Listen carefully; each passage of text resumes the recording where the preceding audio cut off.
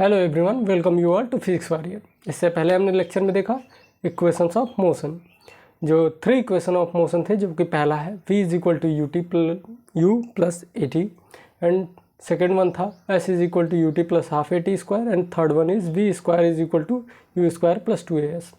अभी तक हमने उसे नॉर्मली वे में डिराइव किया, अब उसे हम ग्राफ से भी डिराइव करेंगे, लेकिन उसको ड्राइव करने से पहले हम देखेंगे ग्राफिकल रिप्रेजेंटेशन ऑफ मोशन। हम कुछ ऐसे ग्राफ देखेंगे कि कैसे ग्राफ से हम कैलकुलेट करते हैं। उसके बाद नेक्स्ट लेक्चर में उसे देखेंगे कि इक्वेशन ऑफ मोशन को ग्राफ के द्वारा कैसे डिराइव किया जा सकता है, और वही आपका लास्ट लेक्चर होगा। तो चलिए देरी ना करते हुए पढ़ते हैं graphical representation of motion. Graphical representation of motion में हम क्या करते हैं, ग्राफिकल रिप्रेजेंटेशन ऑफ मोशन में हम एक्सेलरेशन, स्पीड, डिस्टेंस, ये सारी चीज़ें कैलकुलेट करने के लिए ग्राफ की हेल्प से कैलकुलेट करते हैं, जो हमें गिवन ग्राफ होता है। आप यहाँ पे या रिमेंबर करिएगा, याद रखिएगा कि जब भी मोशन में जब हम कोई ग्राफ ड्रॉ करेंगे तो मैक्सिमम बुक्स और एग्ज़ाम में भी ऐसा एज्यूम पहले से ही रहता है कि जो स्पीड और वेलोसिटी है बॉडी की वो सेम है। मीन्स बॉडी क्या है, एक ही डायरेक्शन में मूव कर रही है, तो उस केस में स्पीड और वेलोसिटी क्या है, बॉडी की सेम है। तो चलिए हम पहले देखते हैं, सबसे पहले डिस्टेंस टाइम ग्राफ। पहला देखेंगे हम डिस्टेंस टाइम ग्राफ। और एक बात हमेशा याद रखिएगा, जब भी आप कोई भी ग्राफ बनाएंगे, बेसिकली हम यहाँ पे पढ़ेंगे distance time graph and speed time graph. इतने ही ग्राफ हमें पढ़ने हैं इसमें, इससे ही हमारा काम हो जाएगा। तो जो डिस्टेंस टाइम ग्राफ है या स्पीड टाइम ग्राफ है, उसमें हमेशा जो एक्स एक्सिस होगी, जो एक्स एक्सिस के अलॉन्ग होगा, वहाँ पे हम हमेशा टाइम लेंगे। ये हमेशा टाइम यहाँ पे रहेगा। और जो वाई एक्सिस के अलॉन्ग होगा, ये सेकेंड क्वांटिटी रहेगी या ये क्वांटिटी रहेगी। जैसे कि अगर डिस्टेंस टाइम ग्राफ बना रहे हैं तो ये डिस्टेंस हो जाएगा, अगर स्पीड टाइम ग्राफ बना रहे हैं तो ये स्पीड टाइम ग्राफ हो जाएगा। तो आई होप यहाँ तक आपको समझ में आया होगा। तो चलिए देखते हैं डिस्टेंस टाइम ग्राफ। एक ग्राफ बनाएंगे हम। आपको पता है ग्राफ बनाते हैं तो एक्स एक्सिस और वाई एक्सिस लेते हैं। तो आपको पता है कि एक्स एक्सिस पे हमेशा टाइम होगा, तो ये हो जाएगा टाइम, और वाई एक्सिस पे हमेशा क्या होगा, दूसरी क्वांटिटी जो कि डिस्टेंस है या स्पीड है, तो ये हो जाएगी डिस्टेंस। ये हो गई डिस्टेंस। अब कोई बॉडी ट्रेवल कर रही है तो कुछ टाइम के साथ क्या करेगी, वो कुछ डिस्टेंस ट्रेवल करेगी। सपोज करिए ये इसने डिस्टेंस ट्रेवल किया,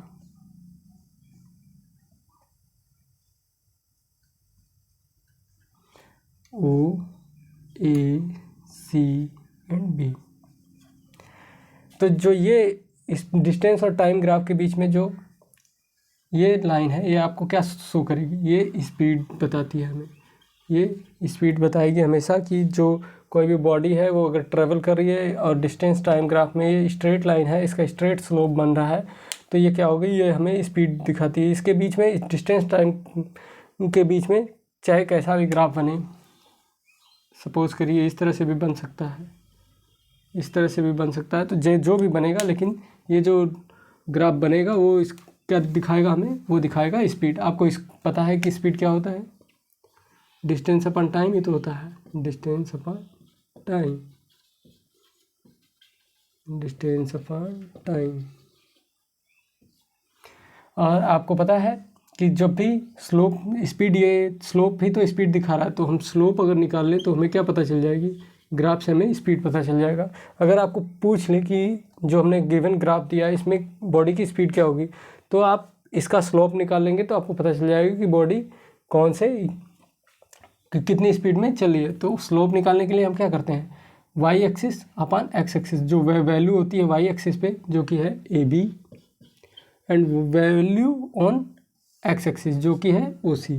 तो स्लोप हो जाएगा यहाँ पे A B is equal to O C, या इसी को हम लिख सकते हैं speed is equal to A B upon O C. तो आई होप आप लोगों को यहाँ तक समझ में आया होगा। अब आप पूछ सकते हैं भैया ये कैसे हम स्लोप निकालते हैं। स्लोप आपने पढ़ा होगा, जब मैथ में आपने पढ़ा होगा कि जब भी हम किसी ग्राफ से स्लोप निकालते हैं तो क्या करते हैं, जो वैल्यू होती है वाई एक्सिस में उसको डिवाइड कर देते हैं वैल्यू इन एक्स एक्सिस, जो वैल्यू प्रेजेंट है एक्स एक्सिस पे। तो वही हमने किया।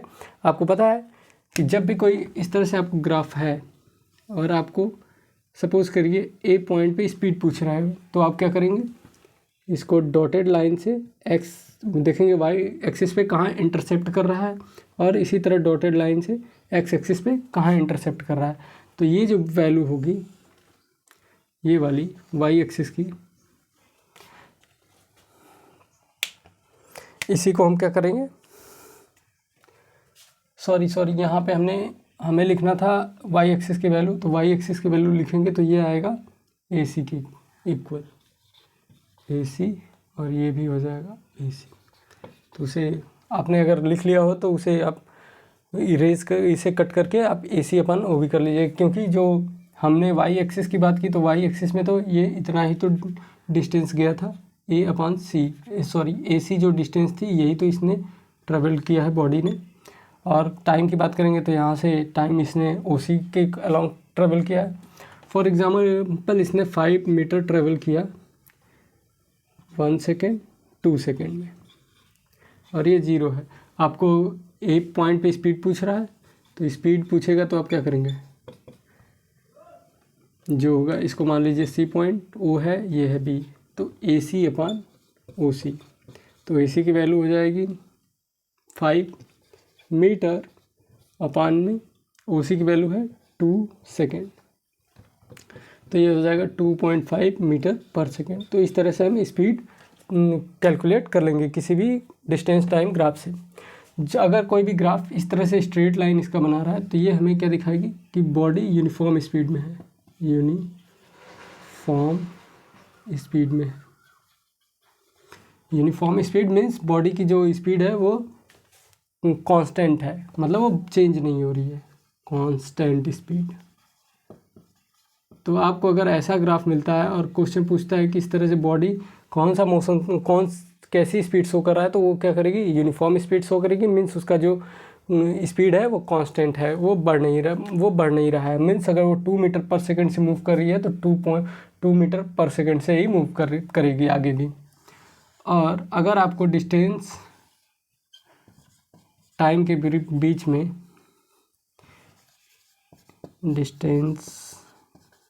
बीच में अगर कुछ इस प्रकार से ग्राफ मिलता है तो ये क्या दिखाएगा आपको, नॉन यूनिफॉर्म स्पीड।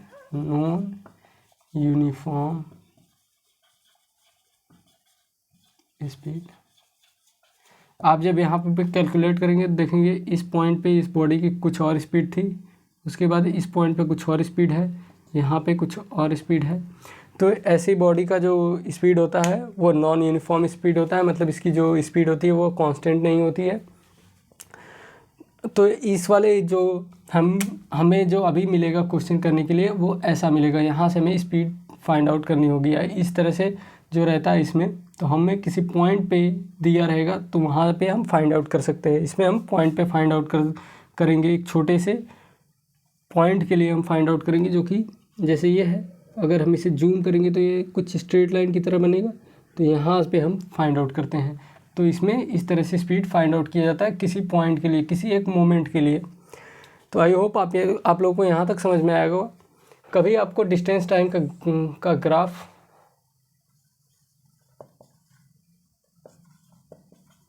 अगर इस प्रकार का मिल जाए तो आप ये कह दीजिएगा ये ग्राफ पॉसिबल नहीं है।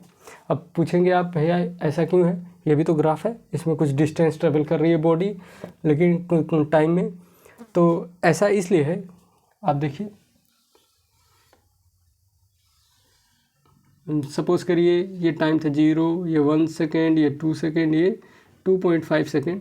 सपोज़ करिए 2.5 सेकेंड है।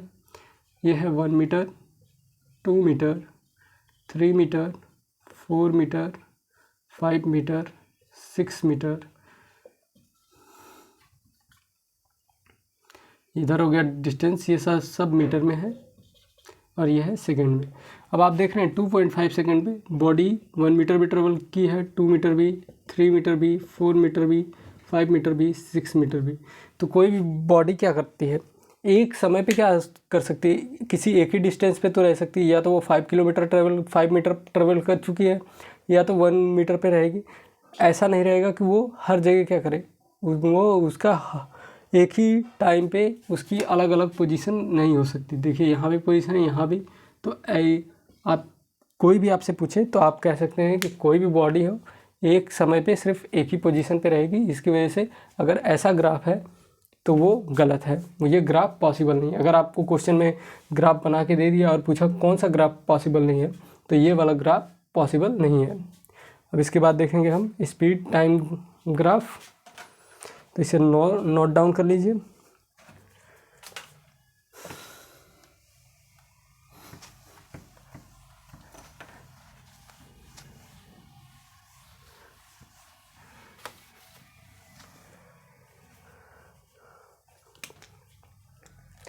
नेक्स्ट वन है speed time graph. Speed time graph. अभी आपको मैंने बताया था कि जब ग्राफ कोई भी प्लॉट करेंगे तो जो एक्स एक्सिस होगी वो हमेशा टाइम होगी। तो इसे हम टाइम कर देते हैं, सेकेंड में मान लीजिए हमने इससे कर दिया, और यहाँ पे रहेगा जो वो स्पीड रहेगी।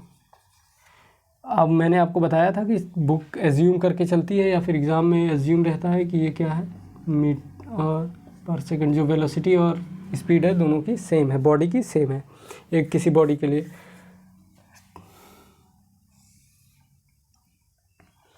अब आपको पता है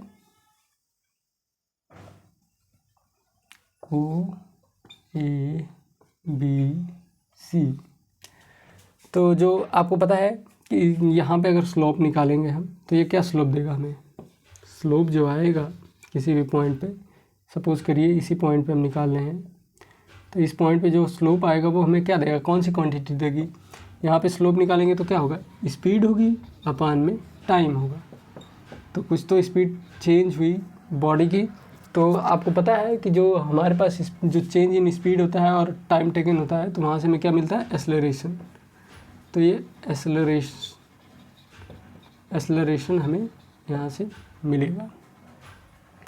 तो एक्सेलरेशन मिलेगा। आपको पता है कि ये यूनिफॉर्म रेट से चेंज हो रहा है, तो ये हमें क्या शो करती है, यूनिफॉर्म एक्सेलरेशन।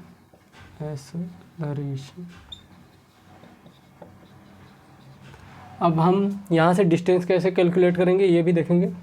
तो डिस्टेंस कैलकुलेट करने का होता है मतलब कि जो जितना इस बॉडी ने स्पीड और टाइम का जो ग्राफ हमें मिला है, जो इसके इस अलग की जो ये एरिया होती है, ये OA के बिलो जो एरिया होगी एक्स एक्सिस के अलोंग, यही क्या करेगी, हमें डिस्टेंस शो करेगी। ये क्या करती है, डिस्टेंस शो करती है।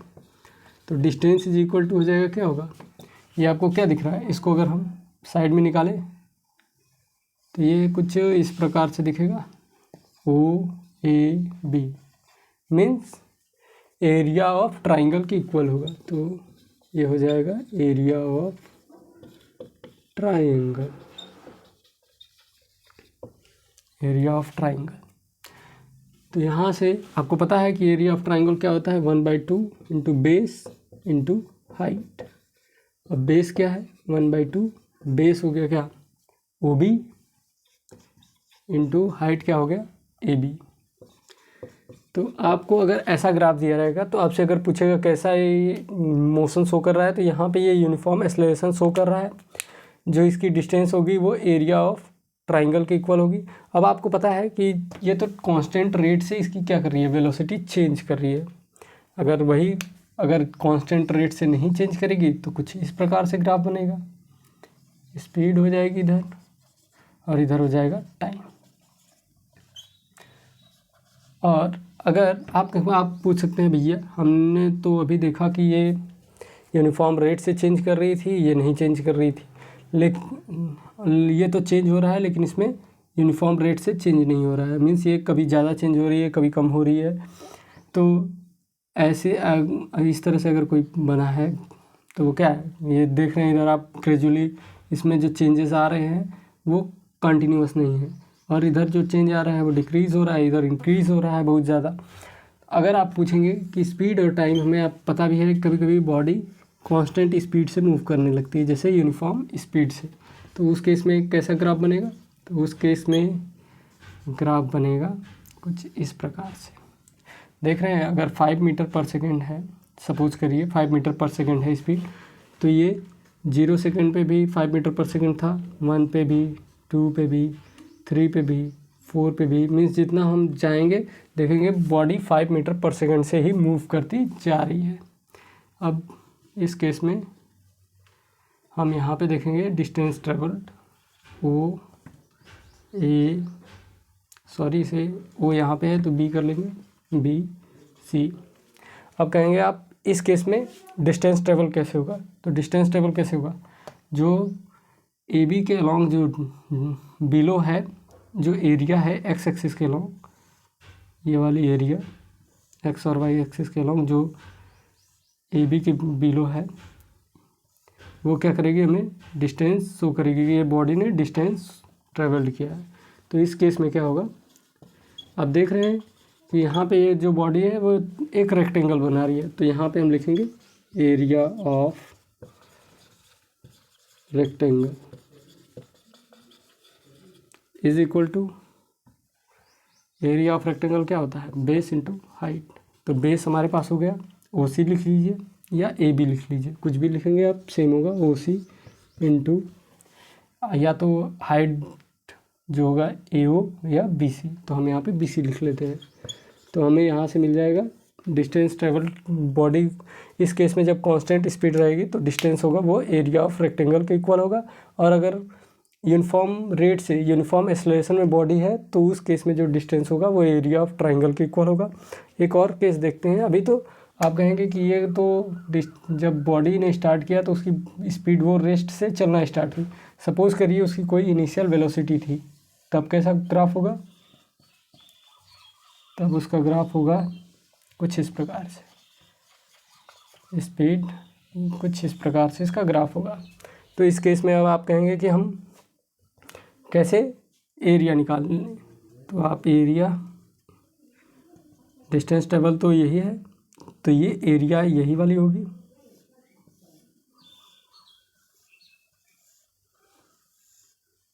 ओ ए बी एंड सी। अब आप देखेंगे कि ये क्या बन रहा है, एक ट्रेपेजियम बन रहा है, एक ट्रेपेजियम ही तो है। इसे हम अगर इस तरह से बना दें, ये यही तो है, ये इसका 2 पैरेलल साइड है, और ये क्या है, ये इसकी हाइट है, ये ट्रेपेजियम की इक्वल है। तो इसको अभी हम 2 पार्ट में और कर सकते हैं। तो यहाँ पे ए था और इसे डी कर देते हैं, इसे इंटरसेक्ट कर देते हैं, देखते हैं ये बी सी को कहाँ इंटरसेक्ट कर रहा है, जैसे यहाँ पे। तो ओ ए डी सी बी, अगर आपने इसे कर लिया है तो इसे इरेज करके फिर इसको देखते हैं।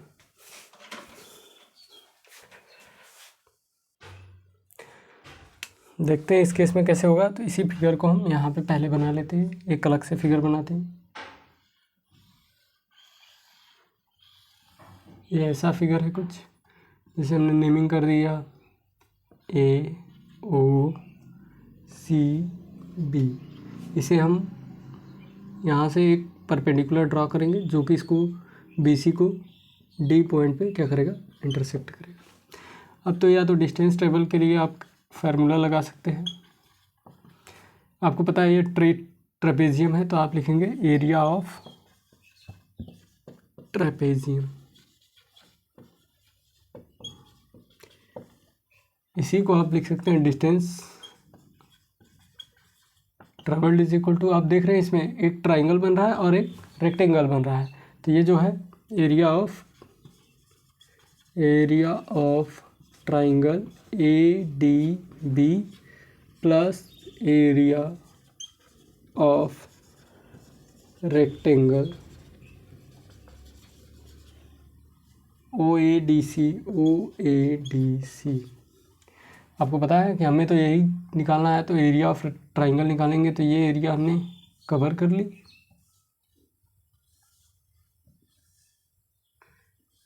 अब हमें और उसके बाद हमने देखा प्लस, और इस वाली एरिया को, जो रेक्टेंगल के एरिया को, दोनों को अगर प्लस कर दें तो क्या हो जाएगा, ये एरिया ऑफ ट्रेपेजियम तो मिल जाएगा। ये जो ग्राफ के अलॉन्ग जो एरिया है उसी की तो वैल्यू मिल जाएगी हमें।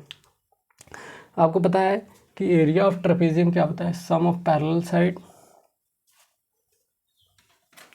सम of parallel sides into height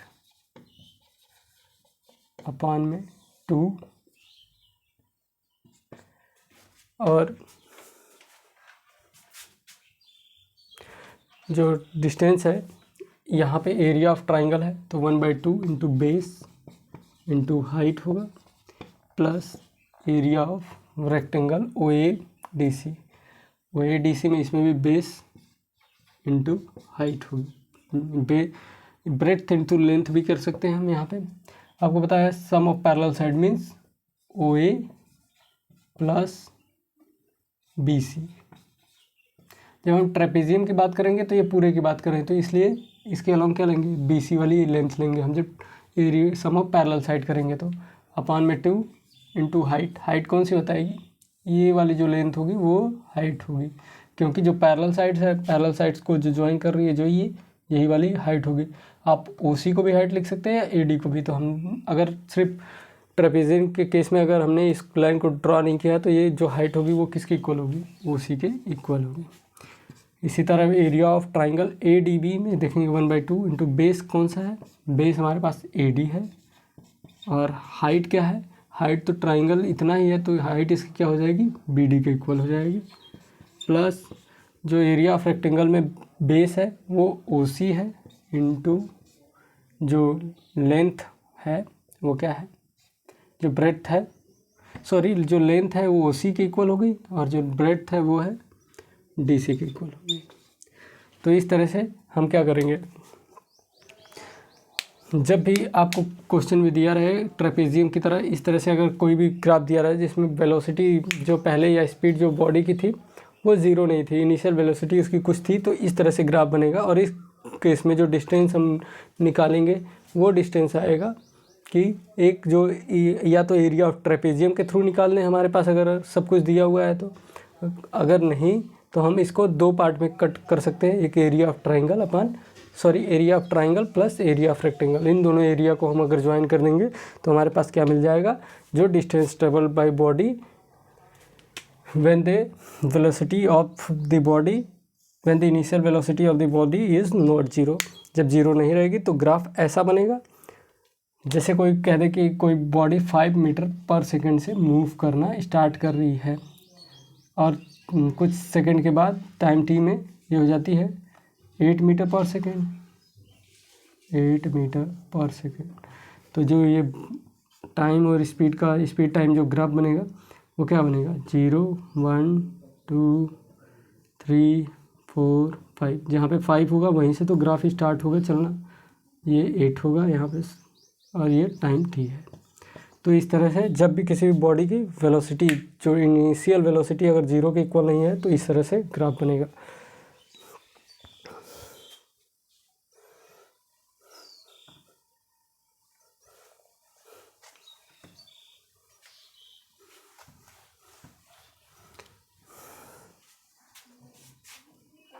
अभी तक हमने बात किया था कि अभी तो हम देख रहे थे कि जब बॉडी की यूनिफॉर्म एक्सेलरेशन जो कि एक्सेलरेशन पॉजिटिव है तब का हमने ग्राफ देखा।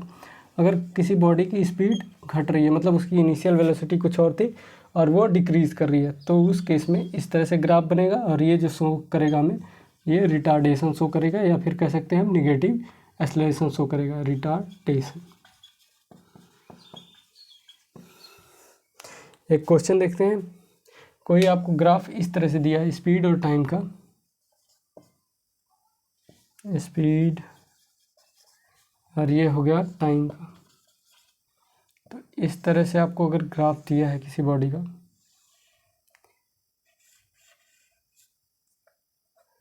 अगर टाइम का वैल्यू दिया रहेगा तो इस पे वैल्यू दिया रहेगा, स्पीड का इस तरह से इस पे वैल्यू दी रहेगी। ये हो गया O A B C D E। अब आपसे पूछेगा कि क्वेश्चन में कि जो ओ ए है ये कैसा क्या शो कर रहा है, तो ये क्या आपको शो कर रहा है, यूनिफॉर्म एक्सेलरेशन शो कर रहा है। तो ये सब यूनिफॉर्म एक्सेलरेशन।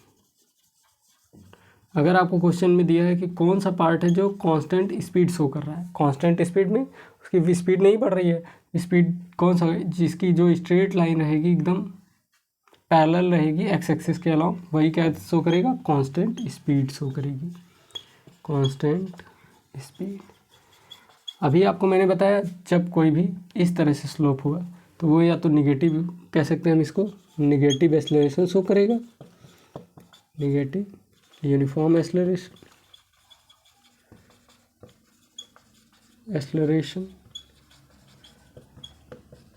और क्या कह सकते हैं हम इसे, ये रिटार्डेशन भी शो कर रहा है, retardation.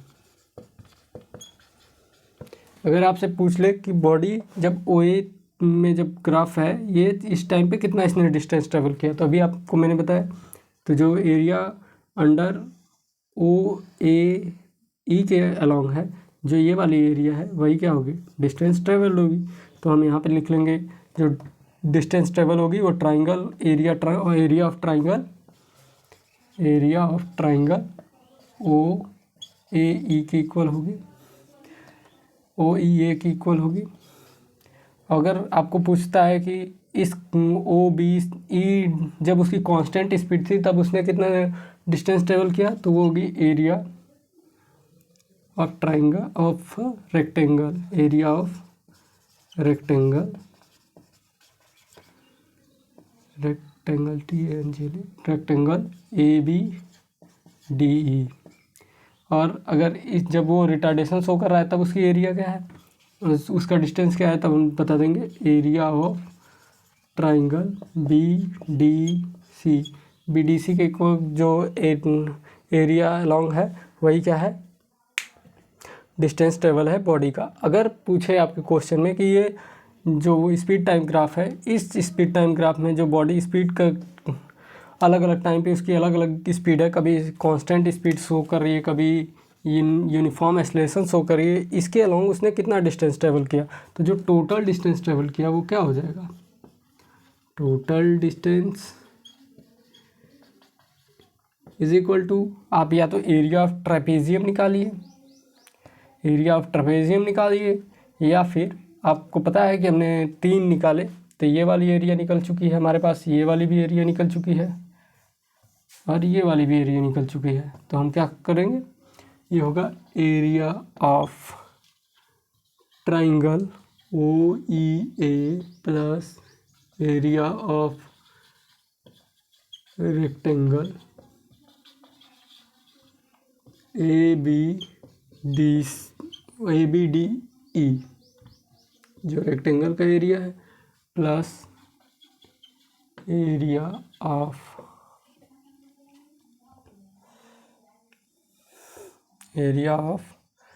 Triangle b d c. तो आई होप आप लोगों को यहाँ तक समझ में आया होगा। नेक्स्ट लेक्चर में अब हम देखेंगे इक्वेशन ऑफ मोशन को ग्राफ के द्वारा कैसे उसको डिराइव करेंगे। तब तक पढ़ते रहिए। All the very best. जो भी आपकी क्वेरीज है उसे कमेंट सेक्शन में कमेंट कर दीजिए। आपको वीडियो कैसा लगा इसे भी आप कमेंट सेक्शन में ज़रूर बताइएगा। तो मिलते हैं नेक्स्ट लेक्चर में। टिल देन पढ़ाई करते रहिए। All the very best.